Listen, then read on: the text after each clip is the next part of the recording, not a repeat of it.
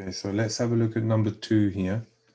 We have been asked to use integration to find the integral of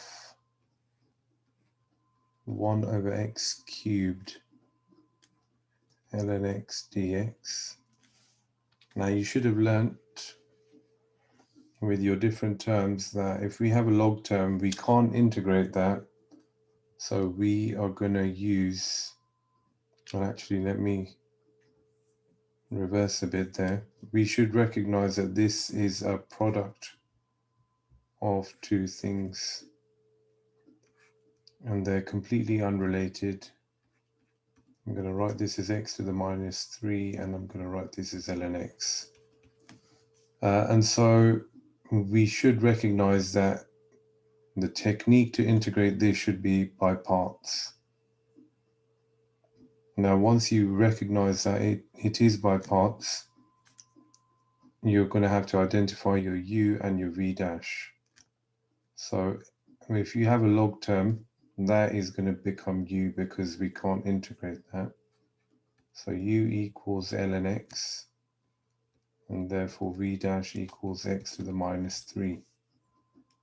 From there we can work out u dash, which is 1 over x, and v, which will be x to the minus 2 over minus 2. Now once we have that, and if I call this integral I, we can use the by parts formula, which I'll just put here, uv minus integral of vu dash dx. So what do we get? We're going to say, I don't like writing it like that. I'm going to just simplify this. I'm going to say minus 1 over 2x squared. And because the whole term is negative, x to the minus 2 is 1 over x squared. And so we get this. Now that then means I can write this as 1 over 2 minus 1 over 2x squared ln x.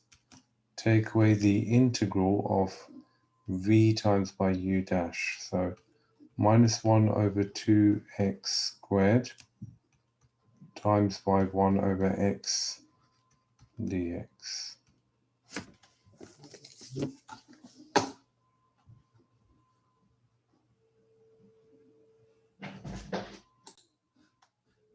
Right, sorry about that. So let's have a look. So we were at this stage now.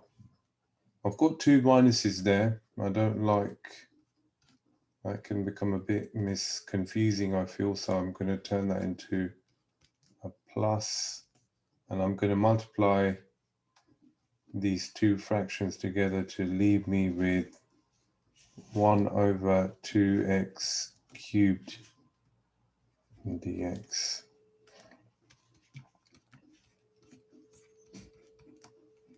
What do we have here? We've got ln x. So nothing here is really changing. I'm just simplifying it and trying to put it in a form that makes it really easy for me to integrate. Now, 1 over 2 is a constant multiplied by 1 over x cubed.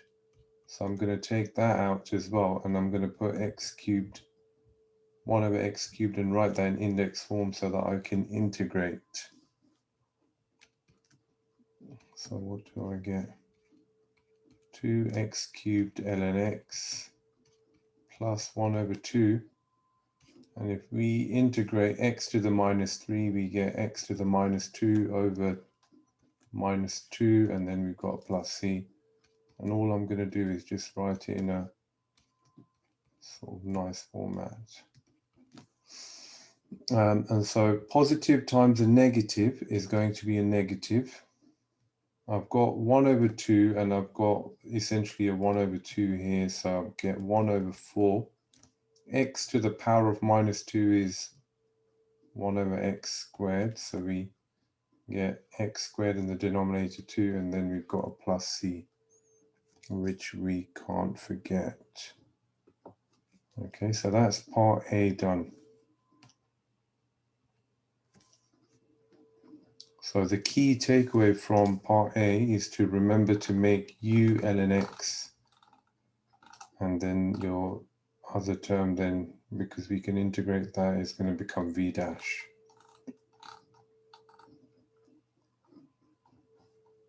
Right, okay, so now let's have a look at part B.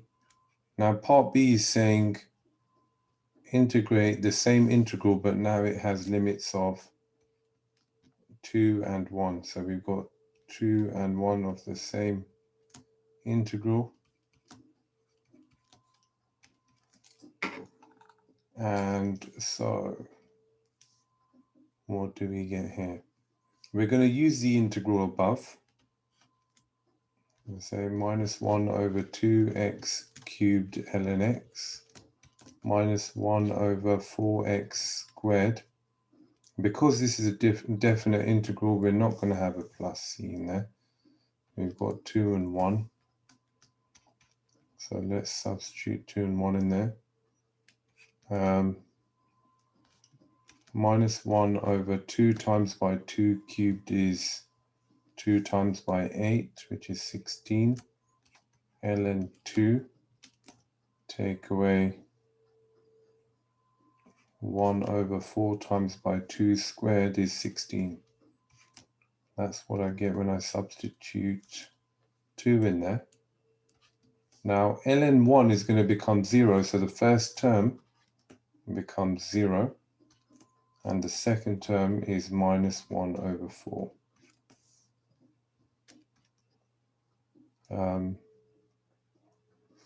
And so if I wanted to leave it in exact terms, which generally is the case for questions like this, I'm just going to say minus 1 over 16 plus 1 over 4. And so we get plus 3 over 16 in the end there. And there's our answer to part B.